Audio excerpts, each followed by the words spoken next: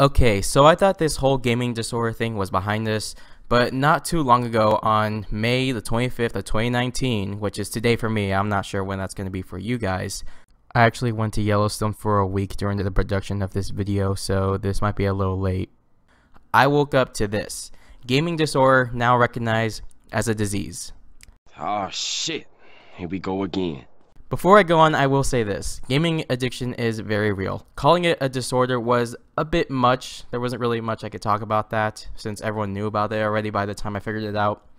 But now, now it's a disease. Apparently something that doctors can vaccinate you for. I mean, even though addiction for video games is real, I'm not saying it's fake, it's totally real.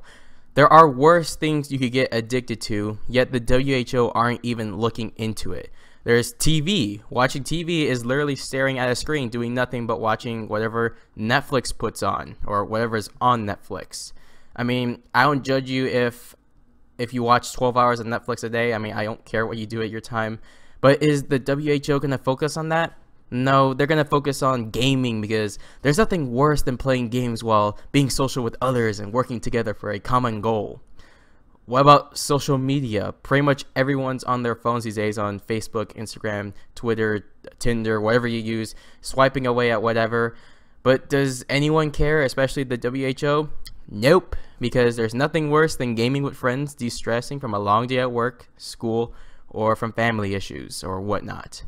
Plus, most of these articles that talk about gaming disorder or video game addiction in general don't really give a clear definition to what would be considered a video game addiction in the first place. Some parents would consider an hour a day addictive. Some parents would consider an hour a week addictive. Some parents would consider just having a console in the household a sign of addiction.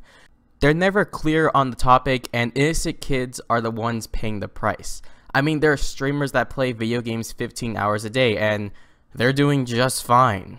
And since I just mentioned Twitch streamers and other gamers just in general, I decided to go into a few Overwatch competitive lobbies and ask a few people what they thought about this new disorder or disease, wherever you want to call it. Yo, have you guys heard of the WHO considering gaming as a disease? What? Yeah, apparently that's a thing now. What do you guys think about it? Gaming is a disease? It's a disease now.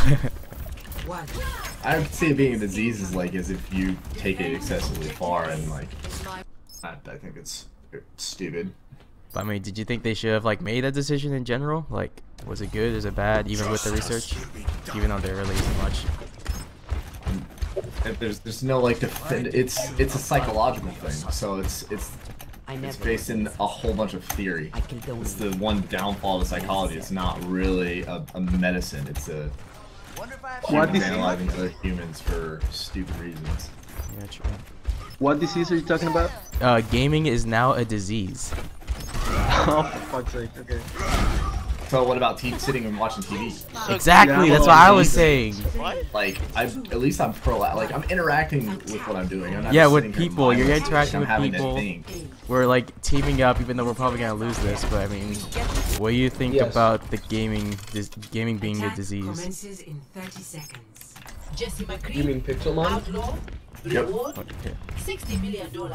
I never actually The played reward could make Pixelmon. up for No, his no, time. video gaming, playing video games. Playing video games, like just in general, Considered is now a disease. Is it really considered a disease? Yeah, it was just like today. That's probably the dumbest thing I've ever heard. 5, 4, 3, Well, that's something we gotta live with. 1. Right up there with cancer and AIDS, video gaming. I mean, like, that's really dumb. It shouldn't be. Alright, what do you think of gaming being a disease now? What do you mean by now? They passed Like- that bill like a few years ago. It's been a disorder, yeah, but now it's a disease, like according to today. At least my answer to answer your question, I would say it's kind of like a disease, but like a mild one. Like I wouldn't say it's like up there like with alcohol. Yeah, I see. But like I can see it how, you know, like some people can be, you know, go Affected by overboard. it.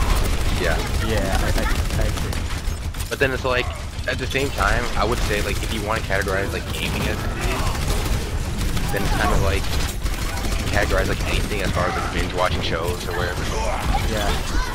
Because, you know, my parents are talking about, like, oh, you were on the video game for, like, 4 hours a day. And I'm like, well, you binge watch Game of Thrones for, like, 6 hours the other day. So basically, you're fine with gaming being a disease as long as everything else, like, related to it is? For the most part, yeah. Because you can't just single out one thing. Which is what most people do when it comes to video games.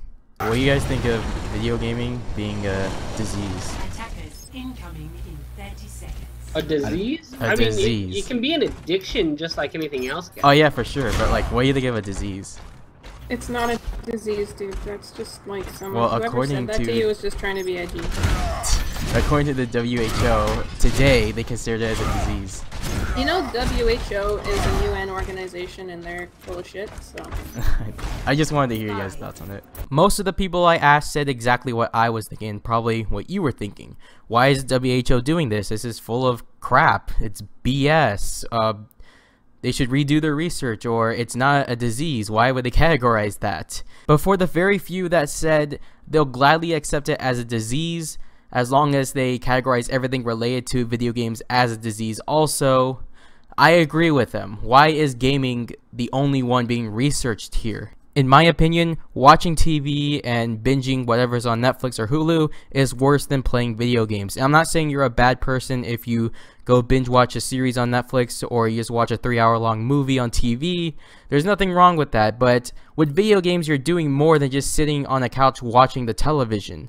At least you're doing something with your brain. You're talking to people, you're strategizing, you're learning how to play the game, and once you learn the game, there's still more to learn with, I don't know, heroes or weapons, how to work with them. It's just, there's more with video games and television, and I don't know why this is being categorized worse than television when you're literally doing nothing but staring at a screen when you watch TV or Netflix. Here's just one of the many things that most people need to know when it comes to video game addiction and why it shouldn't be categorized along with alcohol or drugs. Gaming doesn't harm dopamine. If you don't know what dopamine is, it's basically a chemical that is released by your brain that causes pleasure and satisfaction. Alcohol and drugs can affect the way your brain releases dopamine, since you're literally putting unwanted substances in your body that increases the release of dopamine. Over time, it will rewire your brain's reasoning for releasing dopamine, and that's something you don't want. And that's only if you're abusing alcohol. I mean, drugs, alcohol, I mean, if you try it one time in your life, it's not going to ruin, you know, your release of dopamine. But if you keep abusing it, if you keep using it for pleasure, it will eventually affect the way the brain releases dopamine.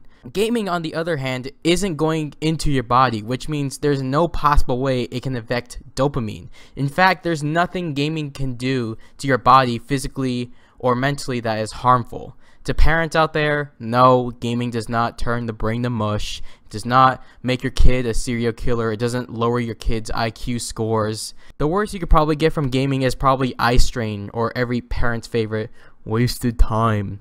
Gaming is nothing but harmless fun. There's actually more good than bad that comes out of gaming. Social skills, hand-eye coordination, team bonding skills, and skills involving strategy is proven to improve with video games, and even a few life lessons can be taught while playing them.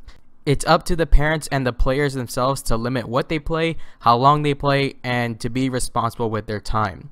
Thank you guys for watching. I hope you enjoyed the video. Subscribe for more content, and I'll talk to you all later. Peace.